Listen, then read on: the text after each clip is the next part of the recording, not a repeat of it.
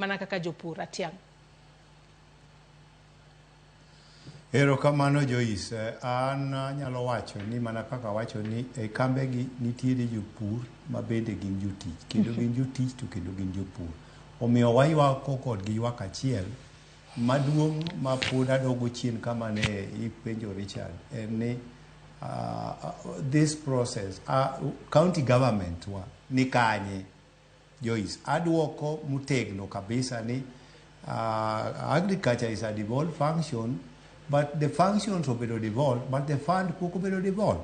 Anyalo miyi example ni a budget mar financial year mar Kisumu County, sirkand Professor Atyang Atyang oketo budget mar 20 million e agriculture.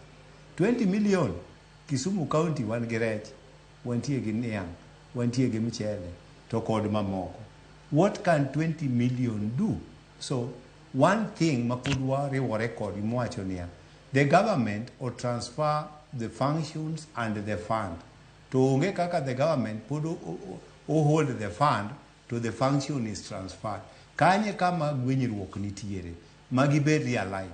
Kachiel kum chike man kanieba mag jopur daher ni mondo loki and need the health to kod agriculture gin so heavy for the county government to run. Ineno ka daktere gomo pile ka pile, pesa ok chul. To ndalo mane health ni e national government kata agriculture ne ni e national government, ni yudo ka mitigating gigi ne bedo mayot kendo very fast. Omiyo challenge ma wantie godo, wadwaro county government mondo wuog oko mondo chung kodwa ni as much as need agriculture is devolved to fund pok obedo devolved, wariwre kodgi mondo the national government or devolve the fund mondo giket budget ma substantive manyalo konyo agriculture sector.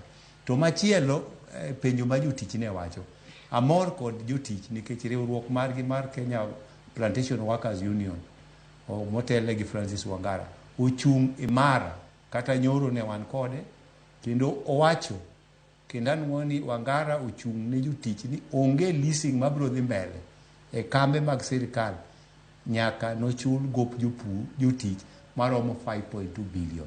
Jogi osetiyo to pok ochulgi. To onge kaka ng'ato biro kawo kambini ma kaw gowigo pek ma onge ng'ama nyalo chulogi. Omiyo pod wan wawacho maber ni agriculture ministry nyaka we yulo, nyaka giwuog oko, nyaka gi involve the community in this process.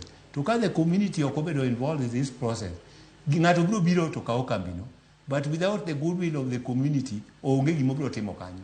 To gikone ni ka koro tek to jopur biro pudho niang' oko. Nikech gisebedo ka gitiyo matek, ma sukari regi, ma sukari usi, to nitiere joma luongo ni katel go gin oko, gina e sirkal kanyo.